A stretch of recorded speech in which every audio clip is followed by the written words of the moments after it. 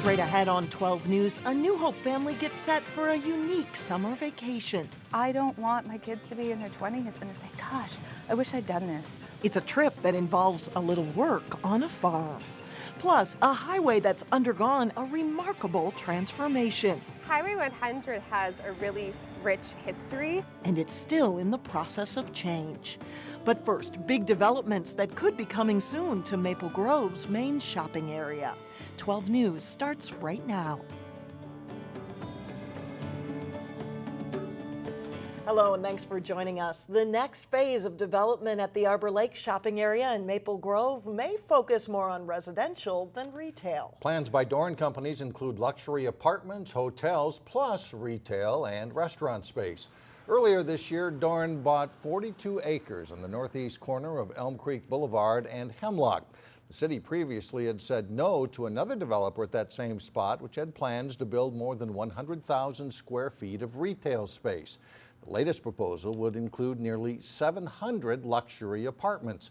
It's called The Village at Arbor Lakes, and the light brown buildings in this site towards the top show where those high-density apartments would be on the north end of the property, with commercial and hotels located on the south end. City officials say planning is in the very early stages, and the Planning Commission will get its first look at it in mid-July. Doran reportedly wants to break ground on the project by the end of the year. After several months of disappointing numbers, new home construction is picking up. Maple Grove is one of the cities benefiting the most. Last month, Maple Grove had 228 permitted units, which include both apartments and single-family homes. That was the second highest number in the Twin Cities metro. Minneapolis had the most. New home construction has been a sore point in the economic recovery. It's down 2% compared to this time last year. In its latest restructuring move, Golden Valley-based General Mills is cutting more employees as it deals with sluggish sales. General Mills will cut about 700 positions worldwide. The company spokesperson says the latest round of cuts will impact about 20 jobs at its Golden Valley headquarters. Last year, General Mills cut about 1,400 jobs. The company has been trying to keep up with changing consumer habits, which include less processed foods. The FBI office in Brooklyn Center is investigating a sophisticated type of fraud affecting metro area businesses. The so-called business email compromise scam targets companies that deal regularly with foreign suppliers and routinely wire payments to foreign banks, many of them in Asia. The companies victimized receive fraudulent emails that closely resemble legitimate email requests. I think people need to be aware of their email traffic. Again, if you have email traffic that you're not familiar with the source, it's best that you not open that email or that you not respond. The FBI office in Brooklyn Center is looking into about a half dozen cases of this type of incident in Minnesota, with losses totaling about $80 million. Road construction can snarl traffic, force people to take unfamiliar detours, and cause some confusion. Now, that's something drivers taking Highway 100 just south of 394 are all too familiar with this summer. But as Delane Cleveland reports, the highway has a rich history that dates back to the Great Depression. Road construction is a staple of nearly any summertime commute. It's something drivers on Highway 100 know all too well. Highway 100 has been a parking lot. As crews utilize the short window of ideal weather to alleviate congestion and improve substandard bridges on what MnDOT calls one of the most congested freeways in the metro area. It was pretty heavy and it was pretty hectic, I want to say, a couple months back. It still definitely is, but it's easier to get on and off than it was before. Jamie Korf is a spokeswoman for AAA Minneapolis. From her office in St. Louis Park, she has a front row seat for the highway's transformation. Highway 100 has a really rich history.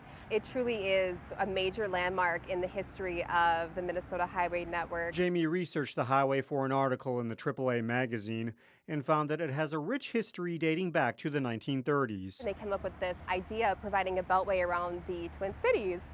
That later became known as the Highway 100 project, and it also provided economic relief for those who were affected by the Great Depression at the time. Highway 100 was at the forefront of the roadside park phenomenon. For an example of that, you have to look no further than Robbinsdale's Grazer Park, where people would use these beehive-style grills for family picnics. They had stone furniture and they had these barbecue grills called beehives, and families would come out for the day and they would camp, go on a picnic, and then go back on their drive. Grazer Park acts as a time capsule to a bygone era, a once popular suburban oasis thanks to the first beltway around the Twin Cities. A beltway undergoing much needed repairs that, decades ago, was more than just a road used to get from point A to point B. I mean, it was the largest construction project of its time, and it really was a destination in and of itself. Along Highway 100, Delane, Cleveland, 12 News. And construction on Highway 100 will continue through November 2016. Now to a startup business 2 years in the making. The Northwest Metro's first craft distillery is officially making its spirits. The first small batch of rum from Scolvin Distillery in Brooklyn Park will hit liquor store shelves on Tuesday. The first 55-gallon batch is being shipped out today. Tyson Schnitker and his wife Mary are behind the small distillery operation, and they're eager to start sharing their craft spirits with the public. So I made a rum that's very light in flavor. You still definitely taste that it's a rum, but it doesn't overpower mixed drinks.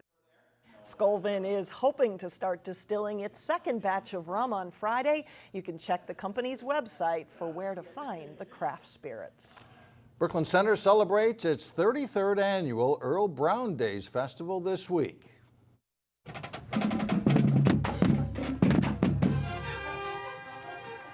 That is the Champlain Park Marching Band, one of 6 high school bands that will perform Thursday evening tonight at the Earle Brown Days Parade. And this is video from last year's festivities. There are events planned through Saturday evening when the Capri Big Band will take the stage in Centennial Park, followed by fireworks. People really do look forward to our festival. It's a very unique festival in the fact that most of the events, or all of the events really except for the golf tournament, are free and they're family oriented, and it just is, we have grandparents that come out with their kids and the parents. This is the last year Brooklyn Center will have to use its portable stage for the Earle Brown festivities. Construction is well underway on the city's new amphitheater, which is expected to be dedicated later this year. The parade tonight starts at 6:30. Alex and I will be on there, so if you see us coming, don't run. Give us a wave. Yeah, give us a smile, wave. please. Yeah. It should be a nice night, too. It ought to be. Coming up, an adventure on the farm. We'll show you a vacation trend that's taking a New Hope family out west. And then a little bit later in sports, a big AAU track meet is underway in Brooklyn Park. We'll hear from the meet director. But first, not many complaints with the weather. Beautiful temperatures remain on Friday.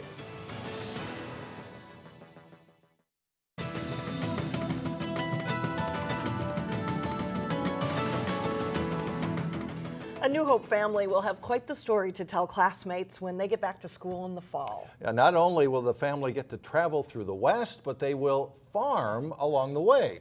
12 News reporter Shannon Slatton explains how.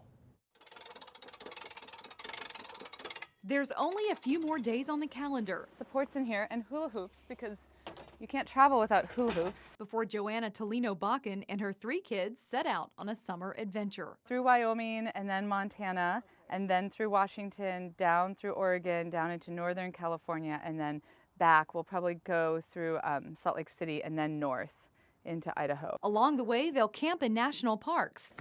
We'll see how this works. And spend time at organic farms. Be there for a week and we'll woof there for a week. You heard that right, they'll woof. Woofing is worldwide opportunities on organic farms. So it's an opportunity for people to work on organic farms and not only learn from the experience, but from the ranchers, from the farmers. They'll work on organic farms in exchange for room and board. I'm always talking to them about where the food comes from and how animals are treated, but I want them to really see it and to experience it and to learn about alternative forms of energy. The family has work days planned at several farms. We'll come back through Idaho.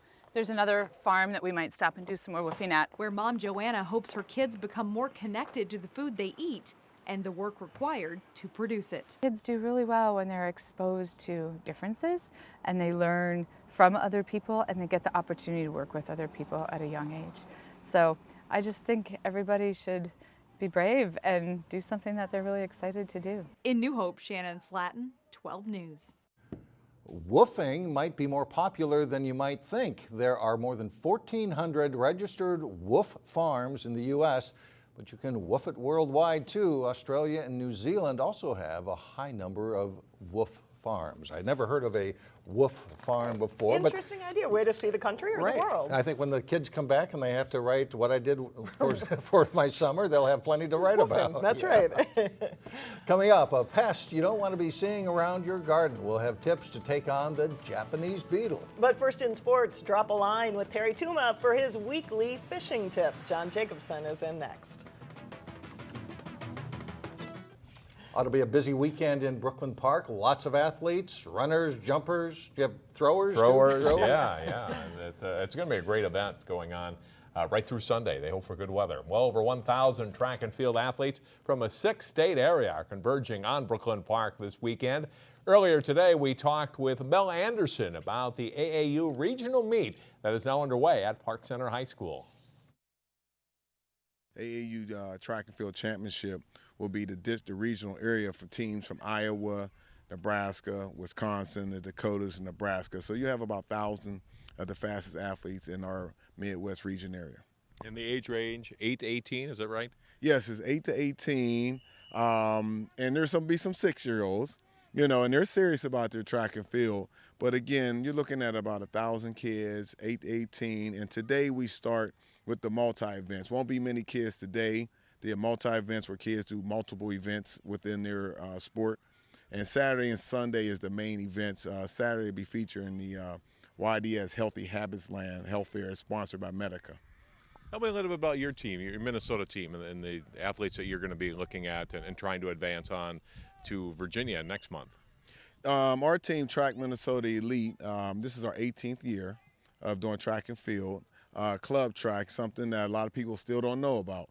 Our team consists of about 75 kids, and our kids come from the entire metro area. At this event, the top 5 in each event advances to the National Junior Olympics in Norfolk, Virginia, Norfolk State University, compete against kids from all 50 states, and compete in front of college scouts from all schools in the country. This is where all the talent is. A lot of people know about American Legion baseball, AAU basketball, that kind of thing for summer. But as you were saying, not a lot of people necessarily know that there's a track and field program for kids who are serious about it. So for those parents out there who want more information for their kid, maybe not this summer, but if they could run next summer, what would they do?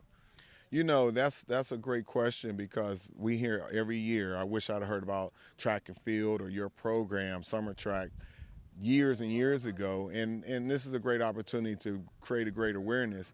And where they can go is minnesotaAAU.org and go to track and field. You can see all the events there. And also there's USATFminnesota.org. So there's 2 track circuits. But there's a lot of opportunities for kids, but that's where you would start. It's a great opportunity to use your talent as a tool to get some scholarship money and develop your character. Some events are going on Friday afternoon, but most of the meet will be contested on Saturday and Sunday from 9 a.m. to about 5 p.m. each day at Park Center. The meet admission is $5 per day and is hosted by Track Minnesota Elite. It's summer, time to relax, maybe do a little fishing. The use of crankbaits to land walleyes is the topic of this week's Channel 12 fishing tip. Here's Terry Tuma with more. There are so many different styles of crankbaits, and which one should I select, which one should I use?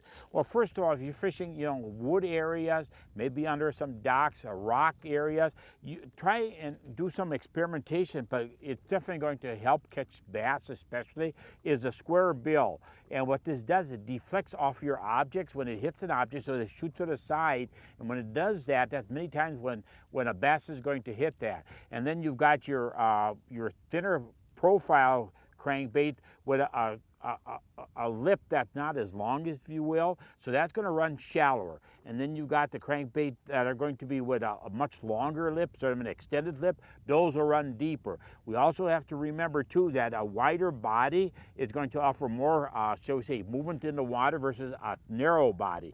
And we also have to understand too, we always talked about, well, the fat-bodied crankbaits are going to work for bass and the thin-bodied for walleye. That's not true. We've caught a lot of walleye on the fat-bodied crankbait. But here again, always understand there's different type of vibration pattern, and that's what's going to trigger these fish. The lip design and the body design, it was trigger fish. If it's walleyes or if it's bass, even some of the smaller ones for crappie fishing.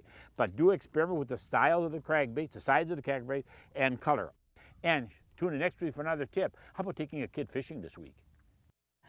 All right, thanks, Terry. The big high school all-star football game is coming up Saturday. We're going to have a preview of that game Friday starting at 4 on 12 News. All right, thanks, John. Still ahead, a holy mess in the garden. What can cause the problem and what you can do to protect your plants. We'll be right back.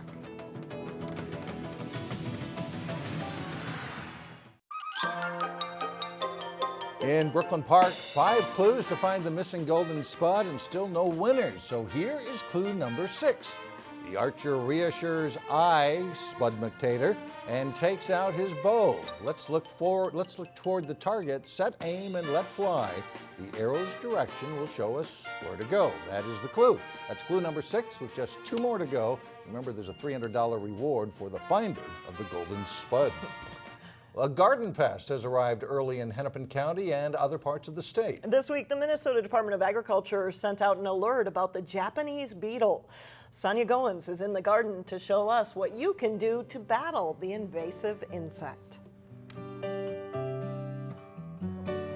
We just heard a couple people call in about it. Roses are in full bloom. Their vibrant colors and green leaves attract more than bees. Japanese beetles like them too. They do eat a lot of plants, and they terrorize it. The Japanese beetle first showed up in the Twin Cities metro in 2011. This year, they're appearing in gardens sooner than usual. Everything's pretty much 2 weeks early this year because of the warm spring we had. We're finding the other diseases out here too. Besides roses, the pest likes to munch on linden trees, grapes, and a few other items. This is the type of look that they'll leave behind where they eat all the leaf tissue and leave the veins on the plant. While it won't kill the plant, it can still cause damage. They're just basically taking food away from the plant, so it weakens it a little bit. You can get rid of Japanese beetles by using insecticides. You spray something like this on them, and it kills them within 24 hours. Or you can use something called a beetle trap. It's a bag with a pheromone in it that attracts the beetle to it. The beetles go to that pheromone, get stuck in the trap, and you get less of them. For In the Garden, Sonia Goins, 12 News. And here's one more thing to remember. Make sure your beetle trap is away from desirable plants. Otherwise, you're going to attract even more beetles into your garden. You don't want that. No, you don't want that. That's all the news for us. Thanks so much for joining us. Community Corner is coming up next, and we'll see you tomorrow.